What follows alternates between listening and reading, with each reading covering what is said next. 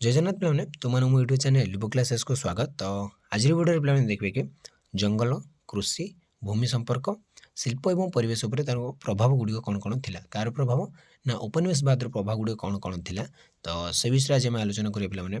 तो डेरी नक चल क्लास टू स्टार्ट करिया। तो देख पिलाने ब्रिटिश शासन पूर्व भारतीय अर्थनीति प्रायतः स्वावलंबी थिला। तो समस्ते स्वावलंबी थिले पिलाने समस्ते हस्तशिल्प निपुण थिले समस्ते निज निजर କାର୍ଯ୍ୟ ସବୁ କରୁଥିଲେ ବା ସମାଜ ବହୁତ ଆଗରେ ଥିଲା। ସମାଜରେ କିଛି ବିଶୃଙ୍ଖଳିତ ସୃଷ୍ଟି ହୋଇନଥିଲା। କୃଷି ଜୀବିକାର ପ୍ରାଥମିକ ଉତ୍ସ ଥିଲା କୃଷି ଥିଲା ଜୀବିକାର ପ୍ରାଥମିକ ସମସ୍ତ କୃଷି କାର୍ଯ୍ୟରେ ନିୟୋଜିତ ଥିଲେ ଏବଂ ଭାରତୀୟ ସମାଜ ଗୋଟେ ସ୍ୱାବଲମ୍ବୀ ସମାଜ ଥିଲା। ତ ଭାରତରେ ବିଶେଷ କରି ବୟନ ଶିଳ୍ପ ହସ୍ତଶିଳ୍ପ ମସଲା ଏବଂ ଅନ୍ୟାନ୍ୟ ସାମଗ୍ରୀର ଗୁଣାତ୍ମକ ମାନ ତଥା ବୟନ ଧାତୁ କାର୍ଯ୍ୟ ମୂଲ୍ୟବାନ ପଥର ପାଇଁ ପ୍ରସିଦ୍ଧ ଥିଲା। ତ ଭାରତ ବହୁତ କରି ଯେମିତି ବୟନ ଶିଳ୍ପରେ ହସ୍ତଶିଳ୍ପରେ ମସଲାରେ ଏବଂ ଗୁଣାତ୍ମକ ତଥା ବୟନରେ ଧାତୁ କାର୍ଯ୍ୟରେ ମୂଲ୍ୟବାନ ପଥର ପାଇଁ ସେ ପୁରା ପ୍ରସିଦ୍ଧ ଥିଲା। ସାରା ପୃଥିବୀ ପ୍ରସିଦ୍ଧ ଥିଲା ପିଲାମାନେ ବୟନ ଶିଳ୍ପରେ ହସ୍ତଶିଳ୍ପରେ ହେଲା ମସଲାରେ ତ ଭାରତଠୁ ଆଉ କିଏ ଆଗକୁ ଯାଇପାରିବନି କେବେ ବି। ତ ଗୁଣାତ୍ମକ ତଥା ମାନେ କ'ଣ ବୟନ ଶିଳ୍ପରେ ମୂଲ୍ୟବାନ ପଥର ପାଇଁ ସେ ପ୍ରସିଦ୍ଧ ଥିଲା। ଏହି ଉତ୍ପାଦକ ଗୁଡ଼ିକ ବିଶ୍ୱ ବଜାରକୁ ରପ୍ତାନି କରାଯାଏ। ସାରା ବିଶ୍ୱ ବଜାରକୁ ବା विश्व बजार माने सबू देश भारत माने कौन पृथ्वी समस्त देश को एगुड़ सब रप्तानी करा। भारत पश्चिम यूरोपीय राष्ट्र मान प्रमुख रप्तानीकारी देश था। तो जो पश्चिम यूरोपीय देश गुड़े रही राष्ट्र गुड़ से बहुत गुड़े गोटे बहुत बड़ रप्तानीकारी देश था। भारत अधिकांश लोकों कृषि आय मुख्य उत्स था कृषि आयर मुख्य उत्स था एवं यह अधिकांश जनता अनेक उत्पादन कार्यकलाप नियोजित थे। तो आम देखिए तो से समय कृषि थी सबकि कह गले कृषि द्वारा ही लोक मैंने कौन खाइबा पाउथिले एवं कृषि उत्पादित बलद द्रव्य बिकी निजर कौन अर्थ उपार्जन करुले। तो कृषि थी आयर मुख्य उत्स एवं अधिकांश जनता कृषि कार्य ही कौन लिप्त रोते बुझीपार ना पे। तो कृषि थी सब बर्तमान सेमती अच्छी कृषि किसी चेंजेस है कृषि ही सबकि। भारत प्रकृति में पश्चिम यूरोप को मसला एक प्रमुख जोगाण करते जो आम पश्चिम यूरोप को भारत ही सब मसला जाऊला पे। शताब्दी धरी भारत विश्व मसला वाणिज्य एक प्रमुख केन्द्र भाव में कार्य करता जार पथ भारतीय उपमहादेश मध्य प्राच्य और यूरोप को विस्तारित होता। जब आम देखिए तो बहुत शह शह वर्ष धरी भारतर जो विश्व मसला वाणिज्य रही माने मसला वाणिज्य ता सहित विभिन्न प्रकार शस्य तो विभिन्न जो वाणिज्य रही भारत थिला विश्व मसला वाणिज्य गोटे प्रमुख केन्द्र माने भारत ही सब मसला सारा विश्व को पहुँचुला। जो जार रास्ता थिला कि भारतीय उपमहादेश गुरु मध्य प्राच्य और यूरोप को सब जाऊला। मसला वाणिज्य जो गुड़ चीनी गोलमरीच रसुण अदा और लवंग भरी जिन सब सामिल था। तो जब मसला वाणिज्य कौन कौन देखा गुड़ चीनी गोलमरीच रसुण अदा लवंग ये सब कौन रप्तानी होता सारा विश्व को कह गले यह सब द्रव्य भारतीय वाणिज्य एक गुरुत्वपूर्ण अंश था। तो बुझीपार पे भारत जो वाणिज्य भारत जब वाणिज्य करुला विदेशी मान सहित सारा विश्व सहित तो सेटा कौन थी ना गुड़िक थी ये सब द्रव्य गुड़िक भारत एशिया उत्तर आफ्रिका और यूरोप देश सहित वाणिज्य संयोग स्थापन करता। तो क्या सहित ना एशिया उत्तर पूर्व आफ्रिका यूरोप प्राय सब सारा पृथ्वी को कह गले ये खाଇବା दूसरा बुझीपार पे इनडायरेक्टली खाଇବା दूसरे किए भारत किंतु पर से भारत ही जितेबाला इंग्रेज मान शासन शासित है से भारत दिन दिन कौन तलू जा लगे कि से पुणी थे ब्या कर यूरोप और भारत मध्य वाणिज्य संपर्क को आरब मध्यस्थता करुला। आरब कौन ना मध्यस्थता करुला। यूरोपीय वाणिज्य क्षेत्र में आरब मध्यस्थ एडे पूर्व को नूतन पथ खोजुवर शेष में भारत को वाणिज्य पथ स्थापन कले जहाँफल ब्रिटिश ईस्ट इंडिया कंपनी भाई यूरोपीय कंपनी उत्थान हो पारा कौन है जो यूरोपीय मैंने कौन वाणिज्य क्षेत्र में आरबटा को जो आरब कौन आरब देकर जाऊला। तो आरब को मझे कौन रखा डायरेक्टली कि भारत को आसे बोले चेष्टा चल किए ना यूरोपीय मैंने से कौन नूतन पथ जो खोजिले जोटा कि आम कहे जो भास्को गामा से पथटा को आविष्कार करते जोटा जलपथ आविष्कार करते भारत जलपथ आविष्कार करते से शेष में भारत वाणिज्य पथ स्थापन कले जहाँफल कौन ब्रिटिश ईस्ट इंडिया कंपनी गठन होता। ब्रिटिश आगमन पूर्व भारतर अर्थनीति विभिन्न राजा और महाराजा जमीदार निर्देश में पारंपरिक शैली द्वारा नियंत्रित होता और जमीदारी व्यवस्था द्वारा कार्यकारी होता। तो से जमीदारी व्यवस्था ही थी राजा महाराजा शासन सब चली तो से सब नियंत्रण करुले भारतर अर्थनीति को। जितेबाला इंग्रेज मैंने आसे से निजे निजे निजे आपे आपे माने कौन धीरे धीरे अंडर को नहीं गले। तो देखिए ए बर्तमान वन प्रशासन बा फॉरेस्ट एडमिनिस्ट्रेशन माने जंगल केमती प्रशासन होता बुझीपार ना पे। तो ब्रिटिश प्रशासन अधीन में भारतर जंगल प्रशासन प्रमुख आईन और सांगठनिक परिवर्तन माध्यम विकसित होता धीरे धीरे विकसित होता विभिन्न प्रकार आईन आसला जिते भारत ब्रिटिश मान अधीन चली जाता 1865 ମସିହାର ଭାରତୀୟ ଜଙ୍ଗଲ ଆଇନ ଜଙ୍ଗଲ ଉପରେ ସରକାରୀ ନିୟନ୍ତ୍ରଣ ସ୍ଥାପନ କଲା। ମାନେ ଯେତେବେଳେ ଗୋଟେ ନିୟମ ଆସିଲା କେତେବେଳେ ନା ପିଲାମାନେ 1865 ମସିହାରେ ଗୋଟେ ଯେଉଁ ନିୟମଟା ଆସିଲା ବା ଗୋଟେ ଆଇନଟା ଆସିଲା ସେଇଟା କ'ଣ ନା ଜଙ୍ଗଲ ଉପରେ ସରକାରୀ ନିୟନ୍ତ୍ରଣ ମାନେ କହିବାକୁ ଗଲେ ଆଙ୍କ ପାଖକୁ ତାଙ୍କର କ'ଣ ଜଙ୍ଗଲ ଜାତୀୟ ପାୱାର ସବୁ ଆଙ୍କ ପାଖକୁ ଗଲା। ମାନେ ଜଙ୍ଗଲ ଯାହା କରିବେ ଏମାନେ ହିଁ କରିବେ। 1878 ମସିହା ଜଙ୍ଗଲ ଆଇନ ଜଙ୍ଗଲ ସୁରକ୍ଷିତ ଏବଂ ଗ୍ରାମ୍ୟ ବର୍ଗରେ ବିଭକ୍ତ କରି ଏହି ନିୟନ୍ତ୍ରଣକୁ ଆହୁରି କଠିନ କଲା। ମାନେ କ'ଣ ତିନି ଭାଗ କରାଗଲା। ଗୋଟେ ସଂରକ୍ଷିତ ଜଙ୍ଗଲ, ଗୋଟେ ସୁରକ୍ଷିତ ଜଙ୍ଗଲ ଆଉ ଗୋଟେ ଥିଲା ଗ୍ରାମ୍ୟ ବର୍ଗରେ ଗୋଟେ ପରିଣତ କରାଇଥିଲେ। ରାଷ୍ଟ୍ର ନିୟନ୍ତ୍ରଣ ବ୍ୟବସ୍ଥା ଫଳରେ ସ୍ଥାନୀୟ ସମ୍ପ୍ରଦାୟମାନଙ୍କର ପାରମ୍ପରିକ ଅଧିକାର ରକ୍ଷଣ ହେଲା ଏହା ଜଙ୍ଗଲ ସମ୍ପର୍କିତ ବାଣିଜ୍ୟ ଶୋଷଣ ସୃଷ୍ଟି କରିଥିଲା। ହେଲା ମାନେ କହିଲାନି ପିଲାମାନେ ଯେତେବେଳେ ତାଙ୍କ ପାଖକୁ ପଡ଼ିଲା ତ ଆଦିବାସୀ ସମ୍ପ୍ରଦାୟ ବା ଯିଏ ସବୁ ଜଙ୍ଗଲ ପାଖାପାଖି ରହୁଛନ୍ତି ବା ଜଙ୍ଗଲକୁ ଲାଗି ରହନ୍ତି ବା ଜଙ୍ଗଲରେ ଯିଏ ରହୁଛନ୍ତି ସେମାନଙ୍କର ଯେଉଁ ଅଧିକାର ଥିଲା ଜଙ୍ଗଲ ବା ସେମାନେ ମନ ଇଚ୍ଛା ଯାଇ ଯେଉଁ ଶିକାର କରୁଥିଲେ, ମନ ଇଚ୍ଛା ଫଳ ତୋଳୁଥିଲେ ବା ମନ ଇଚ୍ଛା ଯେକୌଣସି କାର୍ଯ୍ୟ ଜଙ୍ଗଲରେ କରୁଥିଲେ ସେ କାର୍ଯ୍ୟଗୁଡ଼ିକ କରିପାରିଲେ ନାହିଁ ଏବଂ ଜଙ୍ଗଲ ସମ୍ପର୍କିତ ଯେଉଁ ବାଣିଜ୍ୟ ମହୁ କିମ୍ବା ଲାଖ ବା ଝୁଣା ଯାହା ସବୁ ଆଣୁଥିଲେ ସେଗୁଡ଼ିକ ଆଣିପାରିଲେ ନାହିଁ ମନ ଇଚ୍ଛା। ଫଳରେ ସୀତାରାମ ରାଜୁ ମନେ ରଖିଲେ ଏଇ ନାଁଟା। ଫଳରେ ସୀତାରାମ ରାଜୁ ଆନ୍ଧ୍ରପ୍ରଦେଶର ବିଶାଖାପାଟଣା ଜିଲ୍ଲାରେ ବ୍ରିଟିଶ ଜଙ୍ଗଲ ନୀତିର ପ୍ରତିବାଦ କରି ଆଦିବାସୀଙ୍କ ନେତୃତ୍ୱରେ ରାମ୍ପା ବିଦ୍ରୋହ ସେ କରିଥିଲେ। ରାମ୍ପା ବିଦ୍ରୋହ କରିଥିଲେ କିଏ ନା ସୀତାରାମ ରାଜୁ। କେବେ ନା ଆମର ସେ 1878 ମସିହା ବେଳକୁ ହିଁ ତ ସେଇଟା ଆମର କ'ଣ ବିଶାଖାପାଟଣା ଜିଲ୍ଲାରେ ହେଲା ଆନ୍ଧ୍ରପ୍ରଦେଶର। ତ ଜଙ୍ଗଲ ଉପରେ ମୁଖ୍ୟ ଆଇନ ଏବଂ ନୀତିଗୁଡ଼ିକ ଥିଲା 1840 ମସିହାର କ୍ରାଉନ୍ ଲ୍ୟାଣ୍ଡ ଅଧିଗ୍ରହଣ ଅଧ୍ୟାଦେଶ। ତ ଜଙ୍ଗଲ ଉପରେ ଯେଉଁ ମେନ୍ ଆଇନ ଥିଲା ମୁଖ୍ୟ ଥିଲା କ'ଣ ନା 1840ରେ ଯେଉଁ ଗୋଟେ ନିୟମ ହେଇଥିଲା କ୍ରାଉନ୍ ଲ୍ୟାଣ୍ଡ ଅଧିଗ୍ରହଣ ଅଧ୍ୟାଦେଶ। ଏହି ଅଧ୍ୟାଦେଶ ସମସ୍ତ ଜଙ୍ଗଲ, ଅଣବ୍ୟବହୃତ ଜମି ଏବଂ ଅନଧିକୃତ ଜମିକୁ ବ୍ରିଟିଶ ରାଣୀଙ୍କ ହାତରେ ନ୍ୟସ୍ତ କରାଗଲା। ଯେଉଁ ଏଇ ଅଧ୍ୟାଦେଶଟା ହେଇଥିଲା ବା ଏଇ ଆଇନ କାନୁନ ବଳରେ ସମସ୍ତ ଜଙ୍ଗଲ ଭାରତର ସମସ୍ତ ଜଙ୍ଗଲ ଓ ଅଣବ୍ୟବହୃତ ଜମି ଯେଉଁଟାକି ବ୍ୟବହାର କରାଯାଉନି ଯେଉଁ ଜମିଗୁଡ଼ିକ ଏବଂ ଅନଧିକୃତ ଜମିଗୁଡ଼ିକୁ କାହା ରାଣୀ ନା ବ୍ରିଟିଶ ରାଣୀଙ୍କ ହାତକୁ ଦିଆଗଲା। 1865ରେ ଯେଉଁ ଭାରତୀୟ ଜଙ୍ଗଲ ଆଇନ ଭାରତୀୟ ଜଙ୍ଗଲ ଉପରେ ସରକାରୀ ନିୟନ୍ତ୍ରଣ ଜାରି କରିଥିଲା ଏବଂ ରାଜ୍ୟକୁ ଜଙ୍ଗଲର ନାମକରଣ ପାଇଁ ଅନୁମତି ଦେଲା। ସବୁ ରାଜ୍ୟଗୁଡ଼ିକ କହିଲେ ଯେ ତୁମ ଜଙ୍ଗଲ ସବୁ ନାମକରଣ କର ହେଲା। ତ ସେମାନେ କ'ଣ ଜାଣିବେ ମାନେ ଜଙ୍ଗଲଗୁଡ଼ିକ ନାମ ସେମାନେ ତ ବାହାର ଦେଶରୁ ଆସନ୍ତି ନା। ତ ରାଜ୍ୟମାନଙ୍କୁ ସବୁ କୁହାଗଲା। 1878 ମସିହାର ଜଙ୍ଗଲ ଆଇନକୁ ଜଙ୍ଗଲକୁ ଯେକୌଣସି ନିର୍ଦ୍ଦିଷ୍ଟ ଭୂମି ଭାବରେ ପରିଭାଷିତ କରିଥିଲା ଏବଂ ସେଗୁଡ଼ିକୁ 3ଟି ଶ୍ରେଣୀରେ ବର୍ଗୀକୃତ କରିଥିଲା। ଗୋଟେ ହେଲା ସଂରକ୍ଷିତ, ଗୋଟେ ସୁରକ୍ଷିତ ଏବଂ ଗ୍ରାମ୍ୟ ଜଙ୍ଗଲ। ବୁଝିପାରୁଥିବେ ପିଲାମାନେ ଗ୍ରାମ୍ୟ ଜଙ୍ଗଲ ମାନେ ଛୋଟ ଜଙ୍ଗଲ ଥିବ ଏତେ ବଡ଼ ନଥିବ। ଭାରତରେ ଜଙ୍ଗଲ ପରିଚାଳନା ତଦାରଖ କରିବା ପାଇଁ ଇମ୍ପେରିଆଲ ଫରେଷ୍ଟ ଡିପାର୍ଟମେଣ୍ଟ 1864ରେ ପ୍ରତିଷ୍ଠା କରାଯାଇଥିଲା। ପିଲାମାନେ ମନେ ରଖ ଇମ୍ପେରିଆଲ ଫରେଷ୍ଟ ଡିପାର୍ଟମେଣ୍ଟ କେବେ ନା 1864ରେ ପ୍ରତିଷ୍ଠା କରିଥିଲା ହେଲା। କ'ଣ ପାଇଁ ନା ଭାରତରେ ଜଙ୍ଗଲ ପରିଚାଳନା ତଦାରଖ କରିବା ପାଇଁ ବହୁତ ଇମ୍ପୋର୍ଟାଣ୍ଟ ପଏଣ୍ଟ ପିଲାମାନେ ହେଲା। ଦେଶର ବିଶାଳ ଏବଂ ବିବିଧ ପ୍ରାକୃତିକ ସମ୍ପଦ ପରିଚାଳନା ପାଇଁ ଭାରତୀୟ ବନ ସେବା ତ ଦେଶ ତ ବହୁତ ବଡ଼ ଆମ ଭାରତ ତ ଛୋଟ ନୁହେଁ ନା ସେମାନେ କେବେ ଦେଖିନଥିବେ ବୋଧେ ଆମର ଭଳିଆ ଦେଶ। ତ ଭାରତ ଯେଉଁ ବିଶାଳ ଦେଶ ଦେଖ କହିବାକୁ ଗଲେ ବିଶାଳ ଦେଶରେ ଭାରତ ହିଁ ତ ରୁଷିଆ ଫୁଷିଆ ଯେଉଁ ଅଛନ୍ତି ସେମାନେ ତ କ'ଣ ଆକାରରେ ବଡ଼ କିନ୍ତୁ ଆମ ସବୁଥିରେ ବଡ଼ ଅର୍ଥନୀତିରେ ବଡ଼ ଥିଲା ସବୁରେ ବଡ଼ ଥିଲେ। ଯେତେବେଳେ ଏମାନେ ଆସିଲେ ଇଂରେଜମାନେ ଆସିଲେ ଆମ ଭାରତକୁ କ'ଣ ଖଣ୍ଡ ବିଖଣ୍ଡିତ କରି ସେ ଚାଲିଗଲେ ହେଲା। ତ ସେ ଅର୍ଥନୀତିରେ ଆଗରେ ଥିଲା ଆମର କ'ଣ ସଂସ୍କୃତିରେ ଆଗରେ ସବୁରେ ଆଗରେ ଥିଲା। ତ ଏତେ ବଡ଼ ଦେଶକୁ କେମିତି ସେ ମ୍ୟାନେଜ୍ କରିବେ ବା ଯେଉଁ ବିବିଧ ପ୍ରାକୃତିକ ସମ୍ପଦ ତ ଭରପୁର ନା ଆମ ଭାରତ। ତ ସେଇଟାକୁ କେମିତି କ'ଣ କରିବା ପାଇଁ ଗୋଟେ ଭାରତୀୟ ବନ ସେବା 1867ରେ ସେ ଗଠିତ କରିଲେ। ତ ତାଙ୍କ ହିଁ ସବୁ କିଛି ଥିଲେ ସେଇ ସମୟରେ ହର୍ତ୍ତାକର୍ତ୍ତା। ତ ବ୍ରିଟିଶ ବନ ପ୍ରଶାସନ ମୁଖ୍ୟ ବୈଶିଷ୍ଟ୍ୟ ଗୁଡ଼ିକ କ'ଣ କ'ଣ ଦେଖ। ପ୍ରଥମେ ଆସିଲା ଜଙ୍ଗଲକୁ ବର୍ଗୀକରଣ କଲେ। ତ 1878 ମସିହାରେ ଯେଉଁ ଆଇନ ଜଙ୍ଗଲଗୁଡ଼ିକୁ 3ଟି ବର୍ଗରେ ବିଭକ୍ତ କରିଥିଲା। ଗୋଟେ ସଂରକ୍ଷିତ ଜଙ୍ଗଲ ନା ଏଗୁଡ଼ିକୁ ବାଣିଜ୍ୟ ଶୋଷଣ ପାଇଁ ନିର୍ଦ୍ଦିଷ୍ଟ କରାଯାଇଥିଲା ଏବଂ ସ୍ଥାନୀୟ ପ୍ରବେଶ ଉପରେ କଟକଣା ମାନେ ତୁମେ ଏଠାରେ କି ପ୍ରବେଶ କରିପାରିବ ନାହିଁ ସଂରକ୍ଷିତ ଜଙ୍ଗଲରେ ହେଲା। ତ କି ବାଣିଜ୍ୟ ଶୋଷଣ ମଧ୍ୟ କରିପାରିବ ନାହିଁ। ସୁରକ୍ଷିତ ଅଞ୍ଚଳ କେଉଁଟା ନା କିଛି ସ୍ଥାନୀୟ ଅଧିକାର ମାନେ ସ୍ଥାନୀୟ ଲୋକମାନଙ୍କୁ ଦିଆଯାଇଥିଲା କିନ୍ତୁ ଆବଶ୍ୟକ ପଡ଼ିଲେ ଏଗୁଡ଼ିକୁ ସରକାର ପ୍ରତ୍ୟାହୃତ କରିପାରିବ ବୋଲି ନିୟମ ଥିଲା। ମାନେ ଯେଉଁ ଛୋଟ ଛୋଟ ନିୟମ ଗୁଡ଼ିକ ଦେଇଥିଲା ତୁମେ ଯାଇପାରିବ ଏଇଟା କରିପାରିବ ସେଇଟା କରିପାରିବ କିନ୍ତୁ ଆବଶ୍ୟକ ପଡ଼ିଲେ ସରକାର ମଧ୍ୟ ତୁମେ ଯଦି ସରକାର ଚାହିଁବେ ଯଦି ତୁମେ କିଛି କରିପାରିବ ନାହିଁ। ଗ୍ରାମ୍ୟ ଜଙ୍ଗଲ ଏଗୁଡ଼ିକୁ ସ୍ଥାନୀୟ ବ୍ୟବହାର ପାଇଁ ଉଦ୍ଦିଷ୍ଟ ଥିଲା କିନ୍ତୁ ଏଗୁଡ଼ିକର ପରିଚାଳନା ମଧ୍ୟ ସରକାର ତୁମେ ବ୍ୟବହାର କରିପାରିବ ଯେଉଁ ଗ୍ରାମ୍ୟ ଜଙ୍ଗଲ ଗୁଡ଼ିକୁ କିନ୍ତୁ ତୁମେ ନିୟନ୍ତ୍ରଣଟା ରହିବ ସରକାରଙ୍କ ହାତରେ। ତ କେନ୍ଦ୍ରୀକୃତ ନିୟନ୍ତ୍ରଣ କ'ଣ ନା ବ୍ରିଟିଶ ସରକାର ସ୍ଥାନୀୟ ସମ୍ପ୍ରଦାୟ ଏବଂ ସେମାନଙ୍କର ପାରମ୍ପରିକ ଅଧିକାରର ବଦଳରେ ଜଙ୍ଗଲଗୁଡ଼ିକୁ ସେମାନଙ୍କର ପ୍ରତ୍ୟକ୍ଷ ନିୟନ୍ତ୍ରଣ ଆଣିବାକୁ ଚେଷ୍ଟା କଲେ। ଦେଖ ଏଇଟା କାହାର ଅଧିକାର ଜଙ୍ଗଲଟା ପ୍ରକୃତରେ କାହାର ନା ଭାରତୀୟମାନଙ୍କର ଏବଂ ଏଇଟା କ'ଣ ଆଦିବାସୀ ବା ଯେଉଁ ସେମାନଙ୍କର ସବୁ ରହିଛି ସ୍ଥାନୀୟ ସମ୍ପ୍ରଦାୟ ବା ସେମାନଙ୍କର କ'ଣ ପାରମ୍ପରିକ ଅଧିକାର ଏଠି ତ ତାଙ୍କ ପାରମ୍ପରିକ ଅଧିକାର ନା ସେଇଟା ଆଗରୁ ସେମାନେ ଅଧିକାରରେ ରଖିଛନ୍ତି ବଟ୍ ସେଇଟା ଜଙ୍ଗଲଗୁଡ଼ିକ କ'ଣ ସେମାନଙ୍କର ପ୍ରତ୍ୟକ୍ଷ ନିୟନ୍ତ୍ରଣ ଆଣିବାକୁ ସରକାର ଚେଷ୍ଟା କଲେ। ତ ବାଣିଜ୍ୟ ଶୋଷଣ କଲେ କ'ଣ ନା ବ୍ରିଟିଶ ମାନେ ବିଶେଷ କରି କାଠ ଏବଂ ଅନ୍ୟାନ୍ୟ ଜଙ୍ଗଲ ଓ ଜଙ୍ଗଲଜାତ ଦ୍ରବ୍ୟର ବାଣିଜ୍ୟ ମୂଲ୍ୟ ଉପରେ ଗୁରୁତ୍ୱ ଦେଇଥିଲେ ଏବଂ ଏହାକୁ ନିଜ ସପକ୍ଷରେ କରିବା ପାଇଁ ନୀତି କାର୍ଯ୍ୟକାରୀ କଲେ। ମାନେ କ'ଣ କାଠ ଏବଂ ଯାହା ସବୁ ବାଣିଜ୍ୟିକ ଜଙ୍ଗଲରୁ ଜାତୀୟ ସବୁ ଦ୍ରବ୍ୟଗୁଡ଼ିକ ସେ ତା'ର ବାଣିଜ୍ୟିକ ମୂଲ୍ୟ ଉପରେ ଅଧିକ ଟଙ୍କା ବା ତା'ର ମୂଲ୍ୟ ଉପରେ ଅଧିକ ଗୁରୁତ୍ୱ ଦେଲେ ବା ଟଙ୍କା ବଢ଼େଇ ଦେଇଥିବେ ତା'ର ମୂଲ୍ୟ ବଢ଼େଇ ଦେଇଥିବେ ଜଙ୍ଗଲଜାତ ଦ୍ରବ୍ୟର। ତ ବୈଜ୍ଞାନିକ ବନୀକରଣ ଉପରେ ଗୁରୁତ୍ୱ। ଜଙ୍ଗଲ ନିରୀକ୍ଷକ ସାର୍ ଡ୍ରେଟିଚ୍ ବ୍ରାଣ୍ଡିସ୍ ଭାରତର ବୈଜ୍ଞାନିକ ବନୀକରଣ ତଥା ପ୍ରଥା ପରିଚାଳନାରେ ଗୁରୁତ୍ୱପୂର୍ଣ୍ଣ ଭୂମିକା ଗ୍ରହଣ କରିଥିଲେ, ଯେଉଁଥିରେ କାର୍ଯ୍ୟ ଯୋଜନା ଏବଂ ଅଗ୍ନି ସୁରକ୍ଷା ବ୍ୟବସ୍ଥାର ସେ ବିକାଶ ଅନ୍ତର୍ଭୁକ୍ତ ଥିଲା। ସେ ଗୋଟେ ବହୁତ ଭଲ କାମଟିଏ କରିଥିଲେ।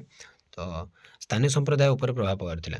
ତ ବ୍ରିଟିଶ ବନନୀତି ସ୍ଥାନୀୟ ସମ୍ପ୍ରଦାୟ ବିଶେଷ କରି ଜନଜାତି ଏବଂ ଗ୍ରାମବାସୀଙ୍କ ମଧ୍ୟରେ ପାରମ୍ପରିକ ଜଙ୍ଗଲ ବ୍ୟବହାର ପଦ୍ଧତିରେ ଗୁରୁତ୍ୱପୂର୍ଣ୍ଣ ବ୍ୟାଘାତ ସୃଷ୍ଟି କରୁଥିଲା।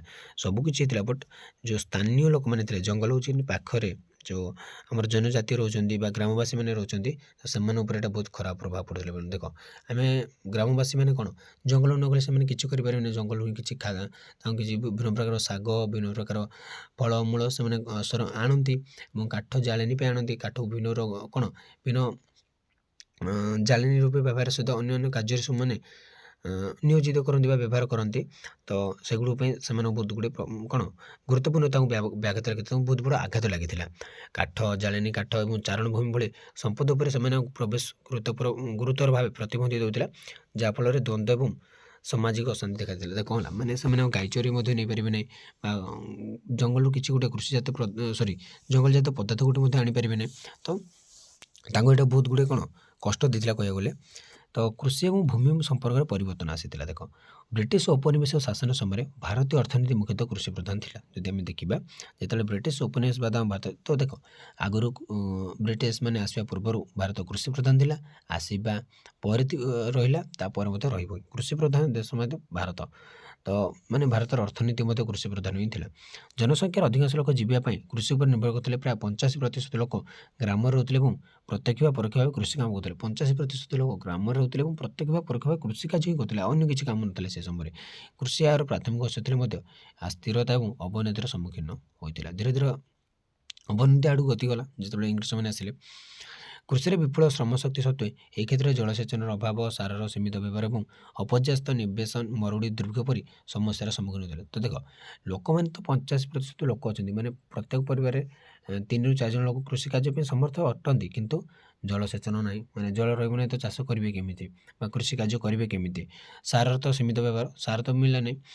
ଅପର୍ଯ୍ୟାପ୍ତ ନିବେଶ, ମରୁଡ଼ି ଦେଖାଦେଲା। ଦୁର୍ଭିକ୍ଷ, ମାନେ ବହୁତ ଟଙ୍କା ଖର୍ଚ୍ଚ କରିଦେଇଥିବେ କିନ୍ତୁ ମରୁଡ଼ି ଦେଖାଦେବ, ଦୁର୍ଭିକ୍ଷ ଦେଖାଦେବ। ତ ସେଇ ସମସ୍ୟା ଗୁଡ଼ିକ ତାଙ୍କୁ ଦେଖାଦେଲା। ବ୍ରିଟିଶ ମାନେ ନୀଳ, ପାଟ, କପା ଏବଂ ଚା ପରି ନଗଦ ଫସଲ, ମାନେ ସାଙ୍ଗେ ସାଙ୍ଗେ ଯେଉଁ ଫସଲ ହେଇଯିବ, ତ କମ୍ ଦିନ ଭିତରେ ସେଇ ଫସଲକୁ ଉତ୍ସାହିତ କଲେ। ସେମାନେ ସ୍ଥାନୀୟ ଆବଶ୍ୟକତା ଅପେକ୍ଷା ରପ୍ତାନିକୁ ପ୍ରାଥମିକତା ଦେଲେ। ମାନେ କ'ଣ, ସେମାନେ ଆମଠାରୁ ହିଁ ସାଙ୍ଗେ ସାଙ୍ଗେ ଏଇ ଯେଉଁ ନୀଳ, ପାଟ ଆମଠୁ ହିଁ ଚାଷ କରିବେ, ସେମାନେ ଦେଶକୁ ସେମାନେ ରପ୍ତାନି କରିଦେବେ ଏବଂ ଆମର ଧାନ, ଚାଉଳ ଏଗୁଡ଼ିକ କ'ଣ ଆମେ ଉତ୍ପାଦନ କରିପାରିବାନି, ଯାହାଫଳରେ ଆମର ଆବଶ୍ୟକତାଟା ପୂରଣ ହୋଇପାରିବ ନାହିଁ। ତ ଭୂମି ମାଲିକାନା ପ୍ରାୟତଃ କିଛି ଲୋକଙ୍କ ହାତରେ କେନ୍ଦ୍ରିତ ହେଉଥିଲା, ଯାହାଫଳରେ ଅଧିକାଂଶ କ୍ଷୁଦ୍ର ଚାଷୀ କିମ୍ବା ଭଡ଼ାଟିଆ ଭାଗ ଚାଷୀମାନଙ୍କ ଶୋଷଣ ହେଉଥିଲା। ତ ଭୂମି ମାଲିକାନା କିଛି ଲୋକଙ୍କ ହାତରେ ରହୁଥିଲା, ଯାହାଫଳରେ କ'ଣ, ଯେଉଁ ଭଡ଼ାଟିଆ ଚାଷୀ ଯାଇଥିବ ସେମାନଙ୍କୁ ଶୋଷଣ କରୁଥିଲେ କିଏ, ଯାହା ପାଖରେ ରହୁଥିଲା ପାୱାରଟା। ଭାରତରୁ ଯାଉଥିବା ଦ୍ରବ୍ୟ ଉପରେ କମ୍ କର ଲଗାଯାଉଥିଲା ଏବଂ ବ୍ରିଟିଶରୁ ଭାରତକୁ ଆସୁଥିବା ଦ୍ରବ୍ୟ ଉପରେ ଅତ୍ୟଧିକ କର ଲଗାଯାଇଥିଲା। କ'ଣ ହେଲା ନା ପିଲାମାନେ, ଭାରତରୁ ଯାହା ଯିବ ସେଇଟା କମ୍ ଟଙ୍କାରେ, ମାନେ ଭାରତରୁ ଏଇଟା କମ୍ ଟଙ୍କା ଯିବ, ତାଙ୍କ ପାଖରେ କମ୍ ଟଙ୍କାରେ ପହଞ୍ଚିବ, କିନ୍ତୁ ସେଇଠୁ ଯେଉଁ ଜିନିଷଟା ହେବ ଏଇଠି ଅଧିକ ଟଙ୍କା ହେଇଯିବ। ତ ସେମିତି ଅଧିକ କର ବସଉଥିଲେ ବା ଟ୍ୟାକ୍ସ ବସଉଥିଲେ, ଯେମିତି ଆମେରିକା ଭାରତ ଉପରେ ଟ୍ୟାକ୍ସ ପକାଇଛି। ତ ବ୍ରିଟିଶ ମାନେ ଏପରି ନୀତି କାର୍ଯ୍ୟକାରୀ କରିଥିଲେ, ଯାହା ବ୍ରିଟିଶ ଶିଳ୍ପ ଓ ସୁବିଧା ପ୍ରଦାନ, ମାନେ ଏମିତି ସେମାନେ ପିଲାମାନେ ଯେଉଁ ରୁଲ୍ ଯାକ ଆଇନ ଯାକ ତିଆରି କରୁଥିଲେ, ଯେଉଁଟାରେ ସେମାନେ ହିଁ ସୁବିଧା ରହିବେ, ଭାରତୀୟମାନେ ହିଁ ଅସୁବିଧା। ଭଲ ନିୟମଟା କରିଥିବେ କିନ୍ତୁ ଭାରତୀୟମାନେ ସେଇଟା ଅସୁବିଧାରେ ହିଁ ପଡ଼ିବେ। ସେମାନେ ଭାରତୀୟମାନଙ୍କ ପାଇଁ କହିବାକୁ ଗଲେ ଏତେ କିଛି କରିନାହାନ୍ତି, ନିଜ ସୁବିଧା ପାଇଁ ସବୁକିଛି ସେମାନେ କରିଛନ୍ତି। ତ ଉପନିବେଶ ପ୍ରଶାସନ ଦ୍ୱାରା ପ୍ରଚଳିତ ବିଭିନ୍ନ ଭୂମି ବନ୍ଦୋବସ୍ତ ପଦ୍ଧତି ମୁଖ୍ୟତଃ କୃଷି କ୍ଷେତ୍ରରେ ଅସ୍ଥିରତା ପାଇଁ ଦାୟୀ ଥିଲା। ପୁରୁଣା ବଙ୍ଗଳା ପ୍ରେସିଡେନ୍ସିରେ ପ୍ରତିଷ୍ଠିତ ଜମିଦାରୀ ବ୍ୟବସ୍ଥା ଅଧୀନରେ ଜମିଦାରମାନଙ୍କୁ ଉପନିବେଶିକ ସରକାରଙ୍କ ପକ୍ଷରୁ କର ଆଦାୟ କରିବାକୁ ଅଧିକାର ଦିଆଯାଇଥିଲା। ଜମିଦାର କିମ୍ବା ବ୍ରିଟିଶ ଉପନିବେଶବାଦ କର୍ତ୍ତୃପକ୍ଷ ଚାଷୀ ଏବଂ କୃଷିର ପରିସ୍ଥିତିରେ ଉନ୍ନତି ଆଣିବା ପାଇଁ କୌଣସି ପଦକ୍ଷେପ ନେଇନଥିଲେ। କ'ଣ କଣ ନା ପିଲାମାନେ, ତ ଜମିଦାରୀ ଯେଉଁ ବ୍ୟବସ୍ଥା ଅଧୀନରେ ଜମିଦାରମାନଙ୍କୁ ଉପନିବେଶ ସରକାରଙ୍କ ପକ୍ଷରୁ କର ଆଦାୟ କରିବାକୁ ଅଧିକାର ଦିଆଯାଇଥିଲା। ଜମିଦାର କିମ୍ବା ବ୍ରିଟିଶ ଉପନିବେଶ କର୍ତ୍ତୃପକ୍ଷ ଚାଷୀ ଏବଂ କୃଷିର ପରିସ୍ଥିତିର ଉନ୍ନତି ଆଣିବା ପାଇଁ କୌଣସି ପଦକ୍ଷେପ ସେମାନେ କୃଷି ପାଇଁ ଧ୍ୟାନ ଦେଉନଥିଲେ, ଖାଲି କର ପାଇଁ ହିଁ ସେମାନେ ଲାଗି ପଡ଼ିଥିଲେ। ସମସ୍ତ ଜମିଦାରଙ୍କୁ ଗ୍ରାମରୁ କର ଆଦାୟ କରିବାକୁ ପଡ଼ିଥିଲା। ଯେଉଁ ଜମିଦାର ଯିଏ ଥିଲେ ସେମାନେ ଗ୍ରାମରୁ ସବୁ କ'ଣ କର ଆଦାୟ କରୁଥିଲେ ଏବଂ ଆଦାୟ କର ପୂର୍ବ ଭାରତ କମ୍ପାନୀକୁ ନିର୍ଦ୍ଧାରିତ ସମୟରେ ସେମାନେ ଦେୟ କରିବାକୁ ପଡ଼ିଥିଲା। ମାନେ ସେମାନେ ସମସ୍ତଠୁ କରଟା ଆଦାୟ କରିଦେଇଥିବେ ବା କଲେକ୍ଟ କରିଦେବେ ଗାଁର ସମସ୍ତଠୁ। ତ ଚାଷୀମାନେ ଦେଇଦେବେ କାହାକୁ, ଜମିଦାରକୁ, ଜମିଦାର ନେଇକି ଦେବେ ଇଷ୍ଟ ଇଣ୍ଡିଆ କମ୍ପାନୀକୁ। ତ ସେମାନଙ୍କର ସାମରିକ ରାଜନୈତିକ ଏବଂ ପ୍ରଶାସନିକ କ୍ଷମତାକୁ ଦଖଲ କରି ଏବଂ ସେମାନଙ୍କର ପ୍ରାକୃତିକ ସମ୍ପର୍କକୁ ସରକାରଙ୍କ ରାଜସ୍ୱରେ ପରିଣତ କରି ଇଷ୍ଟ ଇଣ୍ଡିଆ କମ୍ପାନୀ ରାଜା ଓ ଜମିଦାରଙ୍କ ଏକ ଗୋଷ୍ଠୀ ମଧ୍ୟ ସୃଷ୍ଟି କଲେ। ତ ଇଷ୍ଟ ଇଣ୍ଡିଆ କମ୍ପାନୀ ରାଜା ଓ ଜମିଦାରଙ୍କର ଗୋଟେ ଗୋଷ୍ଠୀ ମଧ୍ୟ ସୃଷ୍ଟି କରିଥିଲା। ସେମାନଙ୍କୁ ସାମରିକ ସାହାଯ୍ୟ କରିବା, କିଛି ଲୋକଙ୍କୁ ଜମି ଦିଆଯାଇଥିଲା ଏବଂ ସେମାନଙ୍କୁ ଜମିଦାର ବୋଲି ଘୋଷଣା କରାଗଲା। ତ ସେମାନଙ୍କର ଗୋଷ୍ଠୀ ମଧ୍ୟ ଗୋଟେ ସୃଷ୍ଟି କରିଥିଲେ କିଏ? East India company. ତ ଯିଏ ତାଙ୍କୁ ସାହାଯ୍ୟ କଲା ତ ତାଙ୍କୁ ଜମି ଦିଆଯାଉଥିଲା ଏବଂ ତାଙ୍କୁ ଜମିଦାର ବୋଲି କୁହାଗଲା। ତ ଜମିଦାରଙ୍କ ଉପରେ ସ୍ଥାୟୀ ରାଜସ୍ୱ ସ୍ଥିର କରିବା ଆର୍ଥିକ ଦୃଷ୍ଟିରୁ କ୍ଷତିକାର ବୋଲି ଅନୁଭବ କରିବା ପରେ ବ୍ରିଟିଶମାନେ ନୂତନ ଜମି ବନ୍ଦୋବସ୍ତ ସୃଷ୍ଟି କଲେ। ତ ଜମିଦାରଙ୍କ ଉପରେ ଯଦି ସ୍ଥାୟୀ ରାଜସ୍ୱ ସ୍ଥିର କରିଦେବା ତାହେଲେ ସେମାନଙ୍କୁ ଆର୍ଥିକ ଦୃଷ୍ଟିକୋଣରୁ ଆକୁ କ୍ଷତିକାର ହୋଇଯିବ। କାହାକୁ? ଇଂରେଜମାନଙ୍କୁ। ତ ସେଥିପାଇଁ ଗୋଟେ ନୂତନ ଜମି ବନ୍ଦୋବସ୍ତ ଷ୍ଟାର୍ଟ କଲେ। ଅସ୍ଥାୟୀ ଜମି ବନ୍ଦୋବସ୍ତ ଅଧୀନରେ ସୃଷ୍ଟି ହୋଇଥିବା ଜମିଦାରମାନଙ୍କୁ ଜମି ଉପରେ ମାଲିକାନା ଅଧିକାର ଦିଆଯାଇଥିଲା, କିନ୍ତୁ ସେମାନେ ସରକାରଙ୍କୁ ଦେବାକୁ ପଡ଼ୁଥିବା ରାଜସ୍ୱ ପରବର୍ତ୍ତୀ ସମୟରେ ସଂଶୋଧନ କରାଗଲା। ତ ଯାହାକୁ ଜମି ଦିଆଯାଇଛି ବା ଯିଏ ଜମିଦାର ଅଛି ତାଙ୍କ ପାଖରେ ଜମି ରହିବ, କିନ୍ତୁ ସେମାନେ ଅଲଗା ପ୍ରକାର ଗୋଟେ କ'ଣ କର ଦେବେ ବା ରାଜସ୍ୱ ଦେବେ। ତ ସ୍ଥାୟୀ ଜମିଦାରୀ ଏବଂ ଅସ୍ଥାୟୀ ଜମିଦାରୀ ବନ୍ଦୋବସ୍ତ, ପରମାନେଣ୍ଟ ଜମିଦାରୀ ଏବଂ କ'ଣ ଟେମ୍ପୋରାରୀ ଜମିଦାରୀ ଯେଉଁ ସେଟେଲମେଣ୍ଟ ହେଲା ସେଇଟା କ'ଣ ଦେଖ। ତ ବ୍ରିଟିଶ ଶାସିତ ଭାରତର ପ୍ରାୟ 20% ଅଞ୍ଚଳରେ ସ୍ଥାୟୀ ଜମିଦାରୀ ବନ୍ଦୋବସ୍ତ ଦ୍ୱାରା ଗଠିତ ହୋଇଥିଲା। ଯେଉଁ ସ୍ଥାୟୀ ଜମିଦାରୀ ବନ୍ଦୋବସ୍ତ ଦ୍ୱାରା ଗଠିତ ହୋଇଥିଲା ପୁରା 20% ଅଞ୍ଚଳରେ ଯେଉଁଟାକି ବ୍ରିଟିଶ ଶାସନ କରୁଥିଲା, ଯାହା ବଙ୍ଗ, ବିହାର, ଓଡ଼ିଶା ଏବଂ ଉତ୍ତର ମାଡ୍ରାସର କିଛି ଅଞ୍ଚଳ ବା ଚେନ୍ନାଇର କିଛି ଅଞ୍ଚଳରେ ସେଇଟା ଆମର ପ୍ରଚଳିତ ଥିଲା। ବ୍ରିଟିଶ ଶାସିତ ଭାରତର ପ୍ରାୟ 30% ଅଞ୍ଚଳ ଅସ୍ଥାୟୀ ଜମିଦାରୀ ବନ୍ଦୋବସ୍ତରେ ଗଠିତ ଥିଲା, ଯେଉଁଥିରେ ସଂଯୁକ୍ତ ପ୍ରଦେଶ ଯେଉଁଟାକି ବର୍ତ୍ତମାନ ୟୁପି ବା ଉତ୍ତରପ୍ରଦେଶ, ବଙ୍ଗ ଏବଂ ବମ୍ବେର କିଛି ଅଞ୍ଚଳ, କେନ୍ଦ୍ରୀୟ ପ୍ରଦେଶ ଏବଂ ପଞ୍ଜାବ ଅନ୍ତର୍ଭୁକ୍ତ ଥିଲା। ତ 30% ଥିଲା କ'ଣ ଅସ୍ଥାୟୀ ଜମିଦାରୀ ବନ୍ଦୋବସ୍ତ, ଆଉ 20% ଥିଲା ସ୍ଥାୟୀ ଜମିଦାରୀ ବନ୍ଦୋବସ୍ତ। ତ ସ୍ଥାୟୀ ଜମିଦାରୀ ବନ୍ଦୋବସ୍ତ ଏବଂ ଅସ୍ଥାୟୀ ଜମିଦାରୀ ବନ୍ଦୋବସ୍ତ କ'ଣ ଆମେ ଦେଖିବା ପିଲାମାନେ। ମାଡ୍ରାସର ରାଜ୍ୟପାଳ ଭାବରେ ସାର ଥମାସ ମୋନେରୋ 1820ରେ ରୟତୁଆରୀ ବ୍ୟବସ୍ଥା ପ୍ରଚଳନ କଲେ। ତ କୋଉଠି ନା ଆମର ମାଡ୍ରାସରେ, ତ ସେ ଥିଲେ ରାଜ୍ୟପାଳ। ତ 1820 ମସିହାରେ ସେ ରୟତୁଆରୀ ବ୍ୟବସ୍ଥା ପ୍ରଚଳନ କଲେ, କାରଣ ସେ ବିଶ୍ୱାସ କରୁଥିଲେ ଯେ ଜମିଦାରୀ ବ୍ୟବସ୍ଥା ସମ୍ପୂର୍ଣ୍ଣ ଭାବରେ ଭାରତୀୟ ପରମ୍ପରା ସହିତ ସମାନ। ତ ଜମିଦାରୀ ବ୍ୟବସ୍ଥାଟା ଭାରତୀୟ ପରମ୍ପରା ସହିତ ସେଟା ସମାନ ହେଉଛି, ସେଥିପାଇଁ ସେ କ'ଣ କଲେ ନା ରୟତୁଆରୀ ବ୍ୟବସ୍ଥା ପ୍ରଚଳନ କଲେ। ତ ବ୍ରିଟିଶ ପ୍ରଶାସନ ସମୟରେ ଜମି ବ୍ୟବସ୍ଥାରେ ଅନେକ ସଂଶୋଧନ କରାଯାଇଥିଲା। ତ ସେଗୁଡ଼ା ଆମେ ଦେଖିବା ପିଲାମାନେ ଗୋଟେ ଗୋଟେ। ତ ପ୍ରଥମେ ଆମେ ଦେଖିବା ସ୍ଥାୟୀ ବନ୍ଦୋବସ୍ତ ଆଇନ। ତ ସ୍ଥାୟୀ ବନ୍ଦୋବସ୍ତ ଆଇନ କ'ଣ ଦେଖ। 1765ରେ ପୂର୍ବ ଭାରତ କମ୍ପାନୀ ବଙ୍ଗ, ବିହାର ଏବଂ ଓଡ଼ିଶାର ଦେୱାନୀ କିମ୍ବା ରାଜସ୍ୱ ଉପରେ ନିୟନ୍ତ୍ରଣ ହାସଲ କରିଥିଲା। ତ 1765 ମସିହାରେ ବଙ୍ଗ, ବିହାର ଯେଉଁ ଓଡ଼ିଶାର ଯେଉଁ ଦେୱାନୀ ଯେଉଁ ବା ରାଜସ୍ୱ ଉପରେ ନିୟନ୍ତ୍ରଣ କଲେ କିଏ? ଇଂରେଜମାନେ ବା ଇଷ୍ଟ ଇଣ୍ଡିଆ କମ୍ପାନୀ। ପ୍ରାରମ୍ଭରେ ଏହା ପୁରୁଣା ରାଜସ୍ୱ ସଂଗ୍ରହ ବ୍ୟବସ୍ଥାକୁ ଜାରି ରଖିବା ପାଇଁ ଗୋଟେ ପ୍ରୟାସ କଲା। ତ ପ୍ରଥମେ ନାଇଁ ଆଗରୁ ଯେତେ ଟଙ୍କା ଟ୍ୟାକ୍ସ କଲେକ୍ଟ ହେଉଥିଲା ସେତିକି ହିଁ ଥାଉ କଲା। ଦେଖ 1772ରେ 1,42,90,000 ଟଙ୍କା ହେଲା। ତ ଏଇଟା ଟିକେ କମାଟା ଠିକ୍ସେ ଯଦି ଥିଲେ ପଡ଼ିଥାନ୍ତା। ତ 1,42,90,000 ଟଙ୍କା ହେଲା। ବୁଝିପାରୁଛ ପିଲାମାନେ, କମାଟା ଏଇଠି ରହିବ ହେଲା। ତ ଏବଂ 1772 ସେଇ ଗୋଟେ ହିଁ ଛାଡ଼, ଏଇଟା କିଛି ନାହିଁ। ତ ରାଜସ୍ୱ ବୃଦ୍ଧି କରିଥିଲା। ତ ଏଇଟା ଏତିକି ଷ୍ଟାର୍ଟ ହେଇଥିଲା। ତ 1764ରେ କ'ଣ ଏଥିରେ ପଛକୁ ଫେରିଲା। ତ ହଁ, ତ କହିଥିଲା ନା 1764ରେ ଥିଲା ଏତିକି ଆମର 8,18,80,00,000 ନାଇଁ 81,80,000 ଟଙ୍କା ସରି ପିଲାମାନେ, 81,000 ଆମର 80,000 ଟଙ୍କା। ଏବଂ 1771 ସେଇଟା ଥିଲା ଆମର କେତେ 83,40,000 ଟଙ୍କା ଆମର ରାଜସ୍ୱ ବୃଦ୍ଧି କରିଥିଲା। ଦେଖ ଆମର 81 ଲକ୍ଷରୁ କେତେ ଥିଲା, ତ ନାଇଁ ପିଲାମାନେ 2,34,00,000 ଭୁଲ ହେଇଯାଉଛି। ତ ମାନେ ଏଇଟା ତାଙ୍କର କହନ୍ତି କମେଣ୍ଟ ସିଷ୍ଟମ୍ ଟିକେ ଭୁଲ ହେଇଯାଉଛି, ତ ପଢ଼ିଲା ବେଳେ ଟିକେ ଅସୁବିଧା ହେଉଛି। ତ 2,34,00,000 ଟଙ୍କା ଆମର ଆସିଲା କେବେ ନା 1771ରେ। 1764ରେ ଥିଲା 81,80,000 ଟଙ୍କା। ଦେଖ 1764ରେ ଥିଲା ଆମର 81,80,000, 1771 ଆସିଲା 2,34,00,000 ଏବଂ 1772 ହେଇଗଲା କେତେ ନା 1,42,00,000। ତ ଏମିତି ଧୀରେ ଧୀରେ କ'ଣ ହେଲା ନା ବଢ଼ିବାକୁ ଲାଗିଲା। 1773 ମସିହାରେ ଏହା ସିଧାସଳଖ ଭୂମି ରାଜସ୍ୱ ପରିଚାଳନା କରିବାକୁ ନିଷ୍ପତ୍ତି ନେଇଥିଲା। ତା'ର କ'ଣ ନା ଗୋଟେ ଭୂମି ରାଜସ୍ୱ ପରିଚାଳନା କରିବାକୁ ନିଷ୍ପତ୍ତି ନେଇଥିଲା। ୱାରେନ୍ ହେଷ୍ଟିଙ୍ଗସ୍ ସର୍ବାଧିକ ନିଲାମଦାତାଙ୍କୁ ରାଜସ୍ୱ ସଂଗ୍ରହ କରିବାର ଅଧିକାର ଦେଇଥିଲେ, କିନ୍ତୁ ତାଙ୍କର ଏହି ପରୀକ୍ଷଣ ବ୍ରିଟିଶ ପାଇଁ ଅଧିକ ଲାଭ ଦେଖାଇ ନଥିଲା। ତ ୱାରେନ୍ ହେଷ୍ଟିଙ୍ଗସ୍ ଯିଏ ଥିଲେ ସେ ସମୟରେ ମାନେ ଭାରତ ଯିଏ ଚଳୁଥିଲେ ବା ଇଂରେଜର ଜଣେ ଯିଏ ଥିଲେ ଇଂରେଜ, ସେ ସର୍ବାଧିକ ନିଲାମଦାତା ଯିଏ ଅଧିକ ନିଲାମ ଦେଲା ତ ତାଙ୍କୁ ରାଜସ୍ୱ ସଂଗ୍ରହ କରିବାର ଅଧିକାର ଦିଆଗଲା, କିନ୍ତୁ ଏଥିରେ ତାଙ୍କର କିଛି ଲାଭ ହେଲାନି। ତ ଜମିଦାର ଏବଂ ଅନ୍ୟାନ୍ୟ ନିଲାମଦାତାମାନେ ପରସ୍ପର ବିରୁଦ୍ଧରେ ପୁନଃ ନିଲାମ କରି ରାଜସ୍ୱ ପରିମାଣକୁ ଅଧିକ କରିଦେଉଥିଲେ। ତ ଏହି କମ୍ପାନୀର ରାଜସ୍ୱରେ ଅସ୍ଥିରତା ସୃଷ୍ଟି ହେଲା। ମାନେ କେତେ ଟଙ୍କା କ'ଣ ରାଜସ୍ୱ ଦେବେ ଲୋକମାନେ ବା ଜମିଦାରମାନେ, ସେଥିରେ ଆଉ ତାଙ୍କର ଠିକ୍ ଭାବରେ ରହୁଥିଲା, କିଏ ବଢ଼େଇ ଦେଉଥିଲେ କିଏ କମେଇ ଦେଉଥିଲା। ନିରନ୍ତର ଆଲୋଚନା ଓ ବିତର୍କ ପରେ 1793 ମସିହାରେ ଲର୍ଡ଼ କର୍ଣ୍ଣୱାଲିସ୍ଙ୍କ ଦ୍ୱାରା ବଙ୍ଗଳା, ଓଡ଼ିଶା ଓ ବିହାରରେ ସ୍ଥାୟୀ ବନ୍ଦୋବସ୍ତ ପ୍ରଚଳନ। ସ୍ଥାୟୀ ମାନେ ଏତିକି ଗୋଟେ ଫିକ୍ସ କରିଦେବା, ସେମାନେ ଏତିକି ହିଁ ଦେବେ, ଆଉ ବଢ଼ିବ ନାହିଁ କି କମିବ ନାହିଁ। କୋଉଟାରେ ଷ୍ଟାର୍ଟ ହେଲା ନା ବଙ୍ଗ, ଓଡ଼ିଶା ଏବଂ ବିହାରରେ। ବ୍ରିଟିଶ ପୂର୍ବ ଭାରତ କମ୍ପାନୀକୁ ସ୍ଥିର ଭୂମି କର ପ୍ରଦାନ ବଦଳରେ ଜମିଦାରମାନଙ୍କୁ ବଂଶାନୁକ୍ରମିକ ଭୂମି ଅଧିକାର ପ୍ରଦାନ କରାଯାଇଥିଲା। ତ ସେମାନଙ୍କୁ କ'ଣ ସ୍ଥିର ଭୂମି କର ପ୍ରଦାନ ଏବଂ କ'ଣ ଜମିଦାରମାନଙ୍କୁ ବଂଶାନୁକ୍ରମିକ ଭୂମି ତାଙ୍କ ବଂଶ ଅନୁଯାୟୀ ସେମାନେ କ'ଣ ଭୂମି ଅଧିକାର ପ୍ରଦାନ କରାଯାଇଥିଲା। ଏହି ବ୍ୟବସ୍ଥାର ଲକ୍ଷ୍ୟ ରାଜସ୍ୱ ଆଦାୟ ଟଙ୍କା ସ୍ଥିର କରିବା ଏବଂ ବଂଶାନୁକ୍ରମିକ ଜମିଦାର ଶ୍ରେଣୀ ସୃଷ୍ଟି କରିବା। ବଂଶାନୁକ୍ରମିକ ତାଙ୍କ ବାପା ଥିଲେ, ତାଙ୍କ ପୁଅ ହେବେ, ତାଙ୍କ ପୁଅ ଏମିତି ଚାଲିବ, ଯାହାକି ଉପନିବେଶବାଦ ଭାରତର ସାମାଜିକ ଅର୍ଥନୈତିକ ଦୃଷ୍ଟିପଟକୁ ସେଗୁଡ଼ା ପ୍ରଭାବିତ କରିଥିଲା। ଏ ବ୍ୟବସ୍ଥାରେ ଜମିଦାର ଓ ରାଜସ୍ୱ ସଂଗ୍ରହକାରୀଙ୍କୁ ସ୍ଥାୟୀ ଜମିଦାର ଭାବରେ ପରିଣତ କରାଗଲା। ଯିଏ ରହିଲା ବା ଯିଏ ଜମିଦାର ବା ରାଜସ୍ୱ ଦେଲା ତ ତାଙ୍କୁ ସ୍ଥାୟୀ ଜମିଦାର ଭାବରେ ସେମାନେ ରହିଲେ, ମାନେ ସେମାନଙ୍କୁ ଆଉ କିଏ କାଟି ପାରିବେ ନାହିଁ, ସେମାନେ ହିଁ ଜମିଦାର ଭାବରେ ରହିବେ। କର୍ଣ୍ଣୱାଲିସ୍ କୋଡ଼୍ ଭୂମି ମାଲିକାନା ଅଧିକାର ଏବଂ ଅନ୍ୟାନ୍ୟ ପ୍ରଶାସନିକ ପରିବର୍ତ୍ତନରେ ଅନେକ ପରିବର୍ତ୍ତନ ଆଣିଥିଲେ। ପୂର୍ବ ଭାରତ କମ୍ପାନୀ ଭୂମି ସମ୍ପର୍କକୁ ତିନୋଟି ଭାଗରେ ବିଭକ୍ତ କରେ, ଗୋଟେ ରାଜସ୍ୱ, ନ୍ୟାୟିକ ଏବଂ ବାଣିଜ୍ୟିକ। ତ ମୂଳ ଭାରତୀୟ ଜମିଦାର ଯେଉଁମାନଙ୍କୁ ଜମି ମାଲିକ ବୋଲି ବିବେଚନା କରାଯାଉଥିଲା ସେମାନଙ୍କୁ କର ସଂଗ୍ରହର ଦାୟିତ୍ୱ ଦିଆଯାଇଥିଲା, ଯିଏକି ମାନେ ମୂଳ ଭାରତୀୟମାନେ ଥିଲେ, ଯିଏକି ଜମି ମାଲିକ, ସେମାନେ କର ସଂଗ୍ରହ କରୁଥିଲେ। ଯେଉଁ ଜମିଦାରମାନେ ପୂର୍ବରୁ ମୋଗଲ ସାମ୍ରାଜ୍ୟ ପକ୍ଷରୁ ରାଜସ୍ୱ ସଂଗ୍ରହ କରୁଥିଲେ ସେମାନେ ସ୍ଥାୟୀ ବନ୍ଦୋବସ୍ତ ବ୍ୟବସ୍ଥା ସେମାନଙ୍କୁ ବଂଶାନୁକ୍ରମିକ ଜମିଦାର ଭାବରେ ମାନ୍ୟତା ଦେଲା।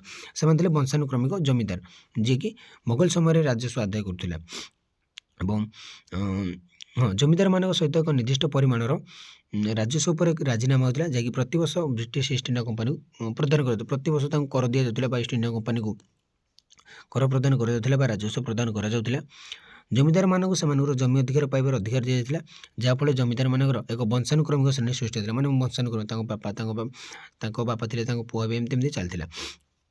ସ୍ଥାୟୀ ବନ୍ଦୋବସ୍ତର ପ୍ରାଥମିକ ଉଦ୍ଦେଶ୍ୟ ଥିଲା ବ୍ରିଟିଶ ଇଷ୍ଟ ଇଣ୍ଡିଆ କମ୍ପାନୀ ପାଇଁ ରାଜସ୍ୱ ସଂଗ୍ରହକୁ ସ୍ଥିର କରିବା ଏବଂ କୃଷିରେ ନିବେଶକୁ ଆକର୍ଷିତ କରିବା। ତ ଯେଉଁ 1793 ସ୍ଥାୟୀ ବନ୍ଦୋବସ୍ତ ଆସିଥିଲା, ତ ତା'ର ଆଇନର ବୈଶିଷ୍ଟ୍ୟ ଗୁଡ଼ିକ ଦେଖ।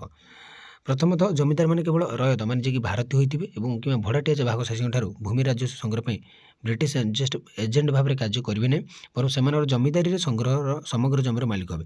ସେମାନେ କେବଳ ଏଜେଣ୍ଟ ଭଳିଆ ଖାଲି କର ଆଦାୟ କରିବେ ନାହିଁ, ସେମାନେ ଜମିଦାରୀରେ ସେମାନଙ୍କର ମାଲିକ ହେବେ। ଆଉ ସେମାନଙ୍କ ମାଲିକାନାର ଅଧିକାରକୁ ବଂଶାନୁକ୍ରମିକ ହସ୍ତାନ୍ତର ଯୋଗ୍ୟ କରାଯାଇଥିଲା। ମାନେ କ'ଣ ତାଙ୍କ ବାପା ଥିଲେ ମାନେ ବଂଶାନୁକ୍ରମ ଥିଲେ, ବୁଝିପାରୁଥିବେ ତ ପିଲାମାନେ, ସେମାନେ ହିଁ କର ଆଦାୟ କରିବେ, ସେମାନେ ହିଁ ମାଲିକ ଥିଲେ। ତ ଏହି ବ୍ୟବସ୍ଥା ଅଧୀନରେ ଜମିଦାରମାନେ କୃଷକଙ୍କ ଠାରୁ ପ୍ରାପ୍ତ ରାଜସ୍ୱର 10 ରୁ 11 ଭାଗ ସରକାରଙ୍କୁ ଦେବେ ଆଉ କେବଳ 1/11 ଭାଗ ସେମାନଙ୍କ ପାଇଁ ରଖିବେ। ମାନେ 11 ଭାଗ ଯଦି କର ଆଦାୟ କଲେ ତ 10 ଭାଗ ଦେଇଦେବେ କାହାକୁ, ସରକାରଙ୍କୁ, ଆଉ 1 ଭାଗ ରଖିବେ ଜମିଦାରମାନେ। କିନ୍ତୁ ସେମାନଙ୍କ ଦ୍ୱାରା ଭୂମି ରାଜସ୍ୱ ଭାବରେ ଦେବାକୁ ଥିବା ପରିମାଣକୁ ସ୍ଥାୟୀ କରାଯିବ କିମ୍ବା ସରକାର ତାଙ୍କ ଉପରେ ଆଉ କୌଣସି ଦାବି କରିବ ନାହିଁ। ଯଦି କୌଣସି କାରଣରୁ ଫସଲ ନଷ୍ଟ ହୋଇଥିଲେ ମଧ୍ୟ ଜମିଦାରଙ୍କୁ ଠିକ୍ ଟାଇମ୍ରେ ତାଙ୍କର ରାଜସ୍ୱ ଦେବାକୁ ପଡ଼ୁଥିଲା, ସେ ତାଙ୍କ ଜମି ବିକ୍ରି କରା। ଯଦି ତୁ ଜଣେ ଜମିଦାର, ତୁ କର ଆଦାୟ କରିବୁ, ଯଦି ତୁ ବନ୍ୟା ବାତ୍ୟା ଯାହା ହେଲେ ମଧ୍ୟ ତୁ କର ଆଣି ଦେବୁ, ଯଦି ତୁ ନ ଦେଇପାରିବୁ ବୋଲେ ତୋ ଜମି ବିକ୍ରି କରାଯିବ। ତ ଏମିତି ସବୁ ଥିଲା। ଚତୁର୍ଥ ଯଦି ଦେଖିବା ତ ବଙ୍ଗଳାରେ ଜମିଦାରମାନେ ପ୍ରଜାଙ୍କ ଉପରେ ଜମିଦାର ଥିଲେ ଏବଂ ଜମିଦାର ବ୍ରିଟିଶ ପ୍ରଶାସନର ଅଧୀନ ଥିଲେ। ଦେଖ, ପ୍ରଜା ଉପରେ ରହିଲା କିଏ, ଜମିଦାର ଉପରେ ରହିଲେ ବ୍ରିଟିଶ ସରକାର। ତ ଏମିତି ଥିଲା ପିଲାମାନେ, ଏମାନେ ତାକୁ ଶାସନ କରୁଥିଲେ, ସେମାନେ ଆଙ୍କୁ ଶାସନ କରୁଥିଲେ। ତ ଶୋଷିତ ହେଉଥିଲେ କିଏ, ସେ ଲୋକମାନେ ଏକା।